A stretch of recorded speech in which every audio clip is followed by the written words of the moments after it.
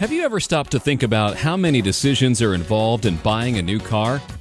You must decide on the make of the car, the model of the car, and the color of the car. Plus, you need to determine if you want leather or cloth interior, a two-wheel or four-wheel drive, and even if you want a new or a used car.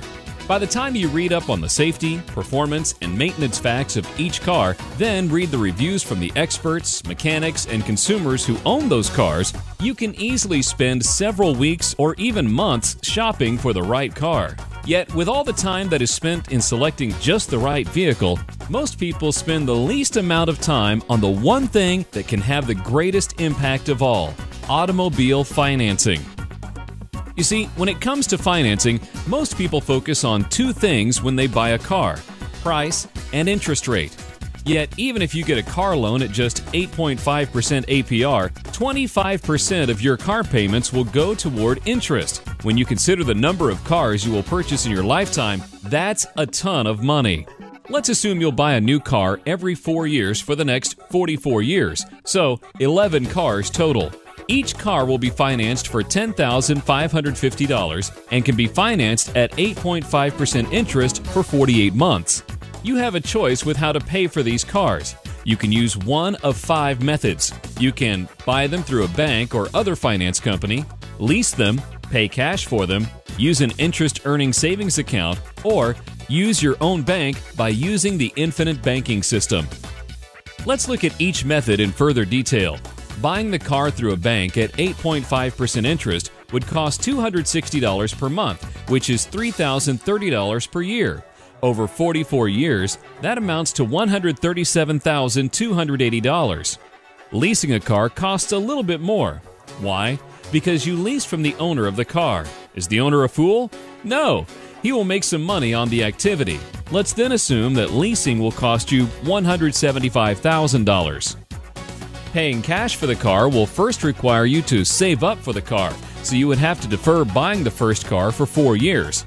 The overall cost for the cars would be $116,050, which is the $10,550 times 11 cars. The last two methods both involve having a banking mentality. The difference is using your own bank versus using someone else's. Let's compare. Assume for the last two methods you understand the need to capitalize your bank, so you accumulate $5,000 per year for 7 years before purchasing the first car. You could accumulate your money in a savings account and buy certificates of deposit at someone else's bank in the amount of $5,000 with a yield of 5.5% interest. However, this interest is taxable, so the after-tax effect is 4%, assuming a 30% tax bracket. After 7 years, you would have $41,071 in your account.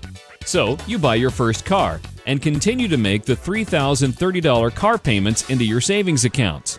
By year 50, you would have $258,927 in this account. Alternatively, you could accumulate your money in a dividend-paying permanent life insurance policy instead of at someone else's bank. For the first 14 years, putting your money in someone else's bank comes out ahead. But from that point forward, the infinite banking concept is favored in an accelerating fashion. In fact, by year 50, you will have $964,638. That's $705,710 more than putting your money in someone else's bank.